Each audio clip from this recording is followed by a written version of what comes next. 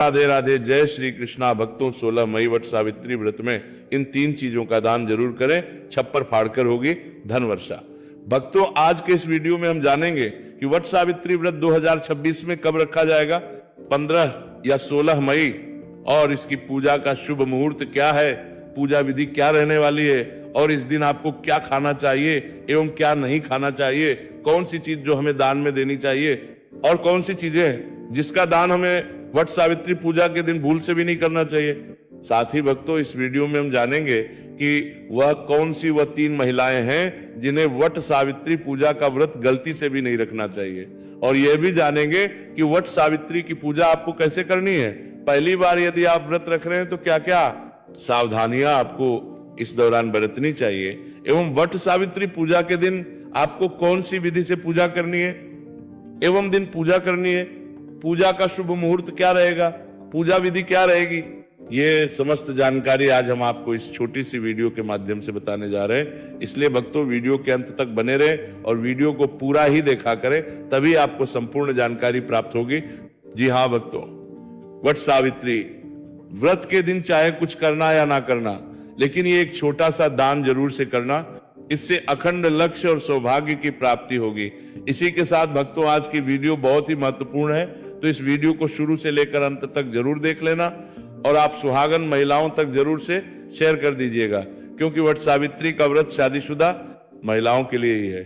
तो भक्तों, चलिए वीडियो में आगे बढ़ते हैं। और उससे पहले यदि आप भी अपने जीवन में भगवान विष्णु और माता लक्ष्मी की असीम कृपा, उनका आशीर्वाद प्राप्त करना चाहते हैं तो वीडियो को लाइक करें, चैनल को सब्सक्राइब करें और कमेंट बॉक्स में अपने पति की लंबी आयु के लिए जय मां सावित्री जरूर लिख दें। तो भक्तों, वट सावित्री व्रत हिंदू धर्म का एक प्रमुख त्योहार है जो कि साल में एक ही बार आता है। वट सावित्री का व्रत सुहागन महिलाएं अपने पति की लंबी उम्र एवं स्वस्थ निरोगी जीवन के लिए करती हैं। हर वर्ष ये सावित्री व्रत ज्येष्ठ मास की अमावस्या तिथि के दिन रखा जाता है।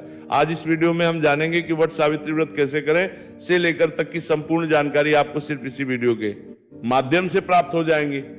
साथ ही हम आपको शास्त्रों के अनुसार पति की कुशलता के लिए इस दिन कौन सा श्रृंगार आपको करना चाहिए और कौन सा श्रृंगार आपको नहीं करना चाहिए, ये भी आपको बताएंगे। तो भक्तों, वैदिक पंचांग के अनुसार ज्येष्ठ माह की अमावस्या तिथि 16 मई सुबह 5:11 से शुरू होगी और इसकी समाप्ति 17 मई रविवार को मध्य रात्रि 5:30 पर होगी। ऐसे में 16 मई को सावित्री व्रत किया जाएगा।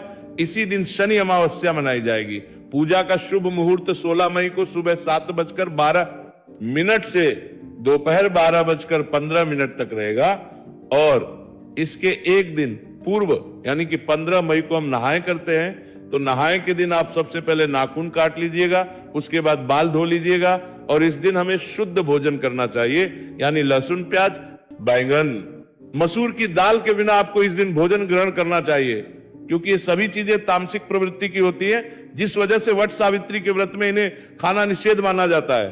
साथ ही आप इसी दिन अपने दोनों हाथों में मेहंदी जरूर लगा लें, क्योंकि देखिए भक्तों, मेहंदी और महाव्रत सुहागन स्त्रियों की शान होती है। इसीलिए आप इस दिन यदि कोई विशेष प्रकार के श्रृंगार नहीं कर पाते हैं तो आप कम से कम और महाव्रत जरूर लगा लें। और अगर आपके घर में वट सावित्री व्रत के दिन बनाने की परंपरा है तो आप नहाए खाए के दिन ही बना लें, और उसके अगले दिन हम व्रत रखेंगे। तो व्रत के दिन आप लोग सुबह जल्दी उठ जाइएगा, सुबह जल्दी उठकर आप स्नान कर लीजिएगा, और इस दिन हमें लाल पीला वस्त्र पहनकर ही पूजा करनी चाहिए। तो आपके पास नई साड़ी है तो आप लोग नई साड़ी पहन करनी चाहिए, लीजिएगा। या आप अगर शादी का जो भी साड़ी है पहनना चाहती है तो वो भी बन सकती है। और चूड़ी आप लोग एक डिब्बा नया जरूर खरीद लीजिएगा।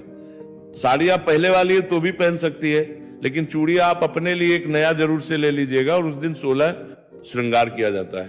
तो आप अपना सिंदूर से मांग भर लेना ले, और गले में मंगलसूत्र पहन ले, पैर में पायल बिछुआ और महावर जरूर लगा लीजिएगा। और जो शादी की चुनरी रहती है वो ओढ़कर ही हमें इस दिन पूजा करनी चाहिए। और आप लोग मांग में जो मांग है वो भी जरूर पहन लीजिएगा, और इस दिन हमें टीका पहनकर ही पूजा करनी चाहिए। सुहाग का सबसे बड़ा प्रतीक टीका होता है, तो आप लोग टीका जरूर पहन लीजिएगा। और भक्तों, कई बार क्या होता है कि बहुत सारे लोगों के आसपास वट वृक्ष नहीं होता है, या जो किसी कारणवश नहीं जा सकते हैं। ऐसे लोग अपने घर में कोई छोटा सा वट वृक्ष खरीद कर ला सकते हैं, या वृक्ष की टहनियों को भी लाकर उनकी विधिवत पूजा सकते हैं। लेकिन वृक्ष के पास जाकर पूजा करना अधिक पुण्यकारी होता है। इसलिए जब तक बहुत जरूरी ना हो तब तक घर में पूजा ना करें। लेकिन भक्तों ध्यान रखिएगा, वट सावित्री पूजा के दिन कभी भी हमें बरगद की टहनी नहीं तोड़नी चाहिए। तो आप लोग एक दिन पहले ही बरगद यानी कि वट वृक्ष की टहनी आप मंगवा कर रख लीजिएगा और 16 मई की पूजा में उसी टहनी का इस्तेमाल आप कर लें। इस पूजा में गौरी गणेश का सबसे पहले पूजन किया जाता है, उसके बाद ही हम वट वृक्ष की पूजन करते हैं। और आप गौरी माता हल्दी से बना लीजिएगा और सुपारी में कलावा लपेटकर गणेश जी बना लीजिएगा। अब आप एक लाल कपड़ा ले लीजिएगा, उसके बाद ही पूजन करते हैं। फिर चावल के आटे में थोड़ा सा हल्दी मिक्स करके हमें अपन बना लेना चाहिए।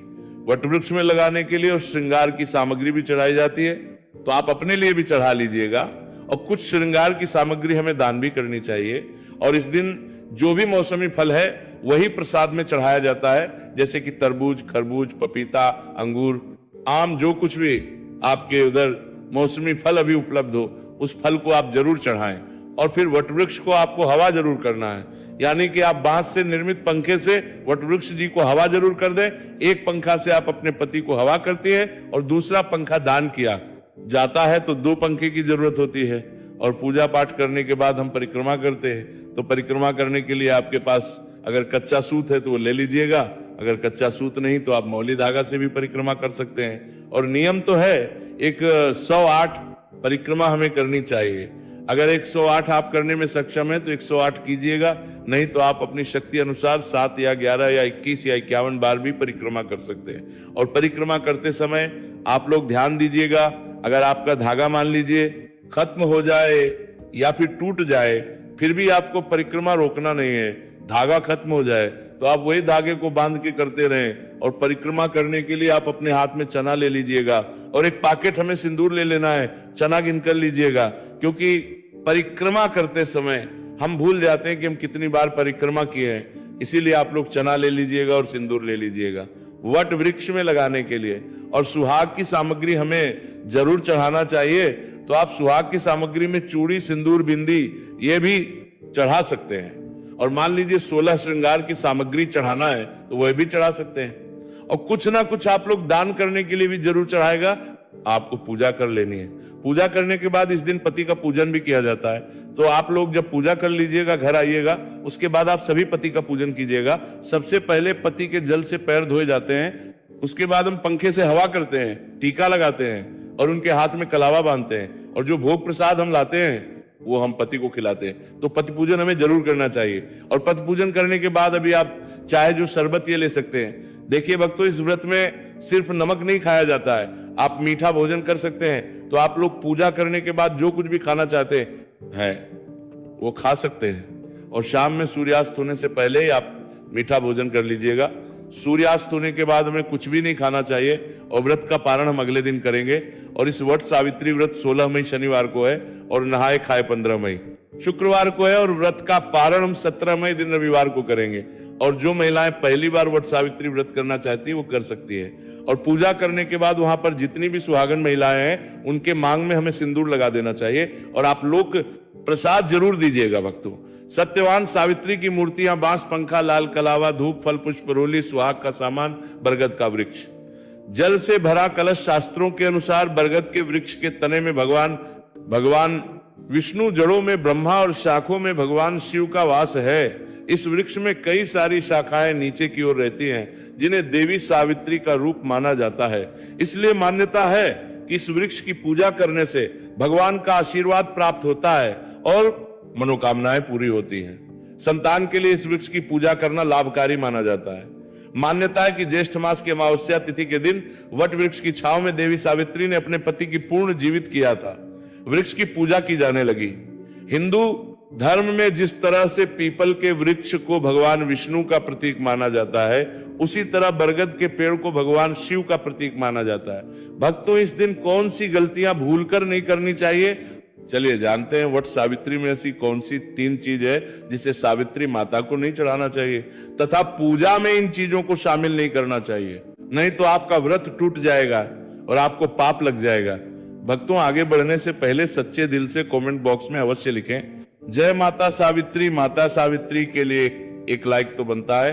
और हमारे चैनल को सब्सक्राइब करके कमेंट बॉक्स में जय मां सावित्री जरूर लिख दीजिएगा, चलिए भक्तों, हम जानते हैं कुछ ऐसी गलतियों के बारे जिन्हें आपको 16 मई वट सावित्री व्रत के दिन भूलकर भी नहीं करना चाहिए। वट सावित्री व्रत में काले और सफेद रंग के कपड़े बिल्कुल भी ना पहने, क्योंकि काला रंग अशुभता का प्रतीक होता है, वही सफेद रंग विधवा या शोक का प्रतीक होता है। इसलिए कम से कम सावित्री की पूजा के दौरान आप इन कपड़ों को ना पहने। लेकिन यदि आप किसी ऐसे पेशे में है जैसे कि डॉक्टर या वकील है, तो आप पूजा करने के बाद सफेद या काले कलर के कपड़े पहन सकते हैं, उसमें कोई भी दिक्कत ना है। लेकिन कोशिश करें कि पूजा के वक्त लाल, गुलाबी, कत्थई, बैंगनी इन सभी रंगों के कपड़े आप पहने। ऐसा करने से माता आपसे अति प्रसन्न होगी और आपको अखंड सौभाग्यवती का वरदान देंगी। भक्तों, इस दिन जितना ज्यादा हो सके श्रृंगार आदि का दान करें, इससे आपके पति पर कभी कोई कष्ट नहीं आएंगे। माता सावित्री प्रसन्न होती है। लेकिन याद रहे, खुद का मेकअप दान ना करें, बाहर से खरीद कर ही दान करें। इससे आपके जीवन में कभी भी धन की कमी नहीं होगी। वहीं शास्त्रों के अनुसार माना जाता है कि वट सावित्री के व्रत में व्रतधारी को नमक का सेवन नहीं करना चाहिए, एवं घर में किसी भी व्यक्ति को मांस मदिरा का सेवन नहीं करना चाहिए, एवं इस दिन पति पत्नी को आपस में दूरी बनाकर रखनी चाहिए, एवं कठोर ब्रह्मचर्य का पालन करना चाहिए। क्योंकि इस दिन संबंध बनाने से ना सिर्फ व्रत खंडित होता है, बल्कि पति संकट भी आ सकता है। इसलिए आप इस बात का विशेष रूप से ध्यान रखें। इसके अलावा वट सावित्री के दिन सुहागिन महिलाओं को दिन के वक्त नहीं सोना चाहिए, क्योंकि शास्त्रों में ऐसा बताया गया है कि किसी भी व्रत को करने के बाद दिन के समय सोने से वो व्रत खंडित हो जाता है। इसलिए आप दिन के वक्त बिल्कुल भी ना सोए। साथ ही वट सावित्री व्रत के दिन आप सुबह सूर्योदय से पहले उठ जाए। नित्य कर्मों से निवृत्त होने के बाद भगवान श्री सूर्य नारायण को एक लोटे जल में लाल पुष्प और रोली डालकर जरूर अर्पित कर दें। इससे आपको भगवान श्री सूर्य नारायण जी की विशेष कृपा प्राप्त होगी। वहीं भक्तों, अगली गलती जो आजकल की नवविवाहित महिलाएं करती हैं, वह मांग में कम सिंदूर लगाना। भक्तों, हमारे हिंदू धार्मिक ग्रंथों में सिंदूर को पति की लंबी आयु का प्रतीक माना जाता है। ऐसा कहा जाता है, जिस भी महिला की मांग में सिंदूर तरीके से भरा हुआ होता है, थोड़ा लंबा होता है, उस महिला का पति दीर्घायु होता है। लेकिन आजकल की महिलाएं फैशन के चलते मांग में बस थोड़ा सा सिंदूर लगाती हैं। लेकिन आपको कम से कम वट सावित्री वाले दिन नाक से होकर पूरी मांग में सिंदूर लगा लेना है। शास्त्रों में वट सावित्री व्रत को अत्यंत शुभ और फलदायी व्रत माना गया है। ये व्रत सुहागन महिलाओं द्वारा अपने पति की लंबी आयु, सुख और समृद्धि की कामना के लिए किया जाता है। इस दिन मांग में सिंदूर भरना बहुत महत्वपूर्ण होता है। कहा जाता है कि इस दिन यदि महिलाएं अपनी मांग में थोड़ा लंबा सिंदूर भरे तो इससे उनके पति की आयु बढ़ती है और माता सावित्री प्रसन्न होती है। जब महिला की मांग में सिंदूर सुशोभित होता है तो वह सौभाग्यवती स्वरूप मानी जाती है। खासकर वट सावित्री और करवा चौथ जैसे व्रतों में सिंदूर को विशेष स्थान प्राप्त है। यदि कोई महिला जानबूझकर या अज्ञानता में सिंदूर कम भरती है या इस पर ध्यान नहीं देती तो ये व्रत की पूर्णता में बाधा बन सकता है। इसलिए मांग में सिंदूर जितना अधिक और सुसज्जित रूप से भरा जाएगा, उतना ही ये शुभ फलदायक रहेगा। वट सावित्री के दिन माता सावित्री को लाल फूल अर्पित करने का विशेष महत्व है। लाल फूल प्रेम, श्रद्धा और भक्ति का प्रतीक होता है। जब महिला सच्चे भाव से लाल फूल अर्पित करती है तो इससे उसके जीवन में प्रेम, सामंजस्य और समृद्धि बनी रहती है।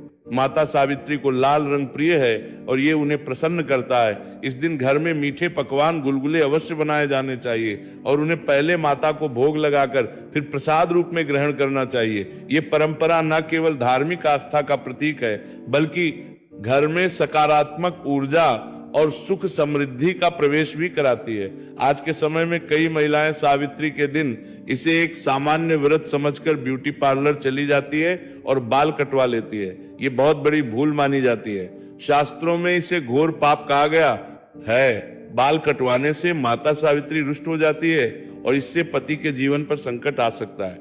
करवा चौथ और वट सावित्री जैसे व्रतों में बालों को कटवाना अशुभ माना गया है। ये व्रत पति की दीर्घायु और अखंड सौभाग्य के लिए होता है और इस दिन अर्पित की जाने वाली किसी भी वस्तु की और पवित्रता का ध्यान रखना आवश्यक है। कोई भी टूटी फूटी वस्तु, चाहे वो फूल हो, थाली हो या पूजा की अन्य सामग्री अर्पण योग्य नहीं होती। चूड़ियों का विशेष महत्व होता है और व्रत के दिन सफेद, नीली या काली चूड़ियां पहनने से बचना चाहिए। टूटी हुई चूड़ियां तो बिल्कुल भी नहीं पहननी चाहिए। मंगलसूत्र सुहाग का प्रतीक है। इसलिए वट सावित्री के दिन इसे गले में अवश्य धारण करना चाहिए। यदि कोई महिला इस दिन सूत्र नहीं पहनती है तो उसका व्रत अधूरा माना जाता है। शास्त्रों में कुछ ऐसी स्थितियों का उल्लेख है जब महिलाओं को यह व्रत नहीं करना चाहिए। सबसे पहली स्थिति जिसमें व्रत नहीं रखना चाहिए वो गर्भवती महिलाओं की होती है। हालांकि शास्त्र गर्भवती महिला को व्रत करने से मना नहीं करते, लेकिन यदि महिला कमजोर हो या उसकी तबीयत ठीक ना हो तो यह व्रत उसके और गर्भस्थ शिशु के लिए हानिकारक हो सकता है। इसी के साथ आजकल अक्सर एक दूसरे के गहने पहन लेती है, लेकिन इस दिन अपनी चूड़ियां बिछुए, मंगलसूत्र, सिंदूर जैसी चीजें किसी और को देना वर्जित है। इससे पति के जीवन पर संकट आ सकता है। व्रत के दौरान ब्रह्मचर्य का पालन करें, सात्विक भोजन करें और फलाहार करें। भूलकर भी प्याज, लहसुन या तामसिक भोजन का सेवन ना करें, क्योंकि यह व्रत की पवित्रता को खंडित करता है। यदि आपने इस व्रत को विधि से किया, नियमों का पालन किया और माता सावित्री की सच्चे मन से पूजा की तो निश्चित रूप से माता का आशीर्वाद आपके पति और परिवार पर बना रहेगा। इस बार वट सावित्री व्रत के दिन शनिश्चरी अमावस्या है, जिसमें स्नान और दान का बहुत फल मिलता है। ये अमावस्या स्नान, दान और श्राद्ध की अमावस्या कही जाती है, इसलिए ये तिथि न सिर्फ महिलाओं के लिए बल्कि पुरुषों के लिए भी खास है। इस व्रत में स्नान वदान आदि का अक्षय फल मिलता है। इस दिन पवित्र नदियों में स्नान करके पितरों के नाम से तर्पण करना चाहिए। ऐसा कहा जाता है कि इससे पितरों का आशीर्वाद मिलता है। ज्येष्ठ मास सुहागिन महिलाओं के लिए अधिक महत्वपूर्ण होता है। इसका कारण है वट सावित्री व्रत।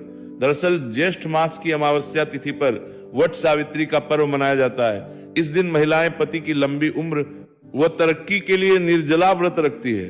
मान्यता है कि इस दिन सावित्री ने यमराज से पति सत्यवान के प्राण वापस ले लिए थे। इस पर्व में मुख्य रूप से वटवृक्ष की पूजा की जाती है।